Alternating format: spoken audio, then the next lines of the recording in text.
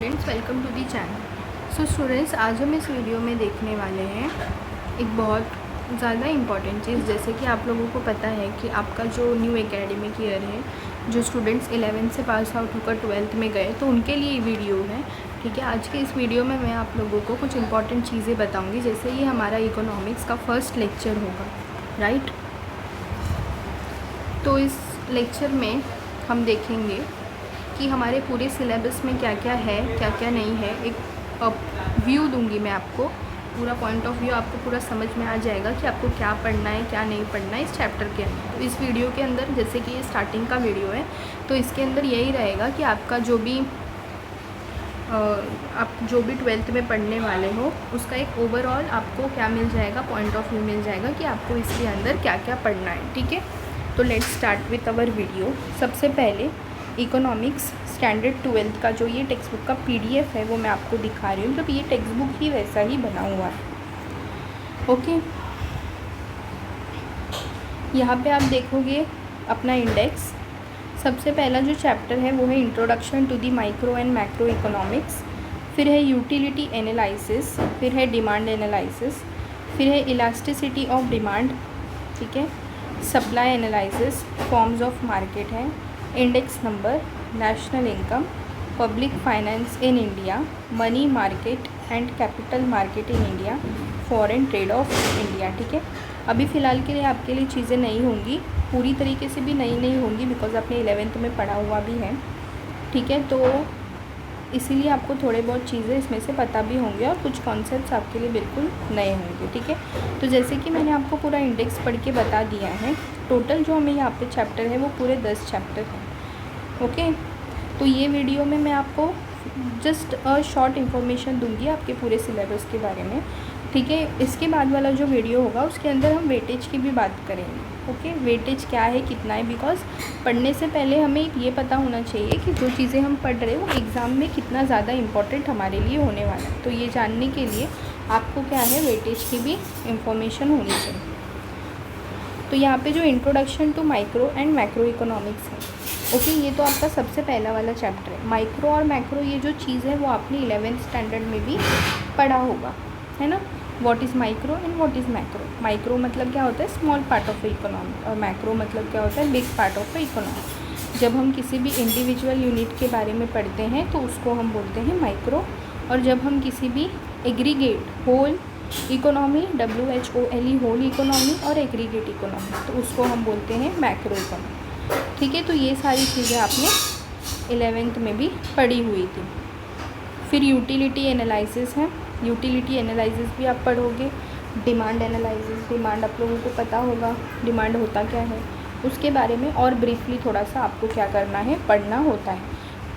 उसके बाद है इलास्टिसिटी ऑफ डिमांड, ये कॉन्सेप्ट भी आपके लिए नया होगा जो आप पढ़ोगे 12th स्टैंडर्ड में। फिर है सप्लाई, जो ये 3A है और 3B, मतलब डिमांड एनालिसिस और इलास्टिसिटी ऑफ डिमांड, ये दोनों जो चैप्टर है वो क्या है, 3A और 3B, क्योंकि दोनों भी डिमांड से ही रिलेटेड है, तो दोनों का पार्ट किया हुआ 3A और 3B। फिर सप्लाई एनालिसिस है, फॉर्म्स ऑफ मार्केट है, फिर है index number, national income, public finance in India, money market and capital market in India, foreign trade of India. अब जैसे ही आप चैप्टर्स को देखोगे तो आपके दिमाग में क्लिक हो जाएगा कि आपको जो भी चैप्टर्स इसके अंदर, इस इंडेक्स के अंदर दी गई है, उसमें से कौन सा माइक्रो में जाता है, कौन सा मैक्रो में जाता है। तो हम क्या करते हैं, यहाँ पे बाइफरकेट करने की कोशिश करते हैं, मतलब आप लोगों को प्रैक्टिस हो जाएगा कि आपको कैसे करके पता चलने वाला। इंट्रोडक्शन में तो हमें क्या होने वाला है, एक्सप्लेन किए जाने वाले। ठीक है, यूटिलिटी एनालिसिस, यूटिलिटी कब बात होती है, सिंगल इंडिविजुअल के बारे में ही बात होती है, तो वो हो जाएगा माइक्रो। तो चैप्टर नंबर 2 आपका होने वाला है माइक्रो इकोनॉमिक्स से रिलेटेड। फिर बात करते हैं हम डिमांड एनालिसिस के बारे में।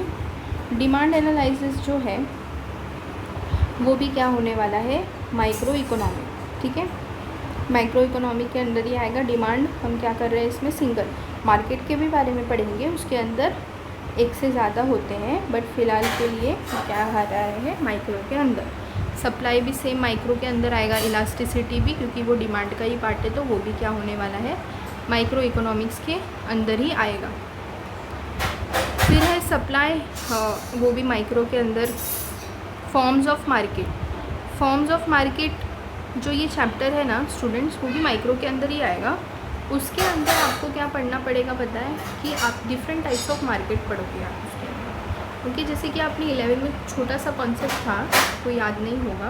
ओके, बट यहाँ पे आप अच्छे से पढ़ोगे कि जो डिफरेंट चीज़ें होती हैं वो आपको बताई जाएंगी, कि जैसे कि परफेक्ट कंपटीशन होता है, इम्परफेक्ट कंपटीशन होता है, मार्केट एग्जैक्टली होता क्या है इकोनॉमिक्स के अंदर, तो ये सारी चीज़ें आपको बताई जाएंगी फॉर्म्स ऑफ मार्केट। उसके बाद आता है index number. Index number again comes in the macro economics. ये सारे जो टर्म है, अब जो चैप्टर्स आएंगे, नेशनल इनकम। नेशनल इनकम तो हम नाम सुन के भी कोई भी कॉमन सेंस से भी बता सकता है कि ये मैक्रो का पार्ट है। नेशनल इनकम मतलब मैक्रो का पार्ट हो गया।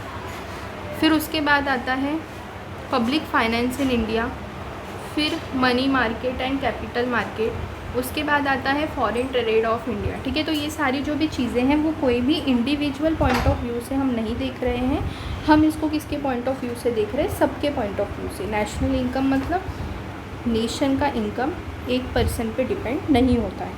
ठीक है, वो क्या होगा, सारे पर्सनस पे डिपेंड होगा, सबको साथ में जब हम एडअप करेंगे तो ही जाके हमें नेशन का इनकम क्या है वो पता चलेगा, राइट।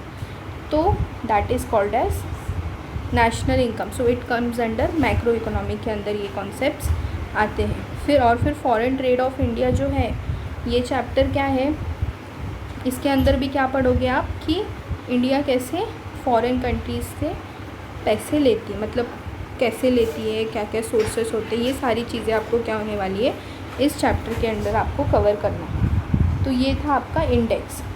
तो इंडेक्स में जो भी चीज़ें थी वो आई होप आपको समझ में पूरा आ गया होगा कि आपके इंडेक्स में क्या क्या चीज़ें हैं। कुछ चीज़ों से आप फेमिलियर होंगे और कुछ चीज़ों से आप फेमिलियर नहीं होंगे। ठीक है, तो जो चीज़ें आपको नहीं पता है वो मैं आपको बताऊंगी, आपको थोड़ा सा पेशेंस रखना है अंदर। ओके, तो ये सारी चीज़ें बात कर रहे थे हम इंडेक्स के बारे में, वैसे ही हमारे चैप्टर्स जाएंगे। ठीक है, तो मैं आपको चैप्टर्स को भी एक्सप्लेन करने की कोशिश करूँगी, ठीक है। अगर आपको फिर भी कोई डाउट्स रहेंगे ना तो आप मुझे कमेंट सेक्शन में कमेंट करके बता सकते हो कि आपको क्या चीज़ें चाहिए, क्या डाउट है, सब कुछ आप मेरे को बता सकते हो। ठीक है, I will try my best कि मैं आपके लिए वो चीज़ें कर पाऊँ। Okay, so this was our video. इसके अंदर मैंने आप लोगों को इंडेक्स के बारे में बताने की कोशिश की है। आई होप आपको समझ में आया होगा। नेक्स्ट वीडियो में मैं कोशिश करूँगी आपके लिए लाना कि आपके वेटेजेस क्या हो रहे हैं, कौन से चैप्टर्स को आप पे ज़्यादा फोकस करना है। ओके, सो अगर आप लोगों को वीडियो पसंद आया होगा तो प्लीज़ वीडियो को लाइक कीजिए, शेयर कीजिए और चैनल को सब्सक्राइब करके रखिए ताकि ऐसी ही वीडियोज़ आपको मिलती रहें। ओके, तो सपोर्ट करना बहुत ज़्यादा ज़रूरी है ताकि मैं भी आपके लिए ऐसे अच्छे वीडियोज़ बनाती हूँ। Okay, so thank you so much, bye.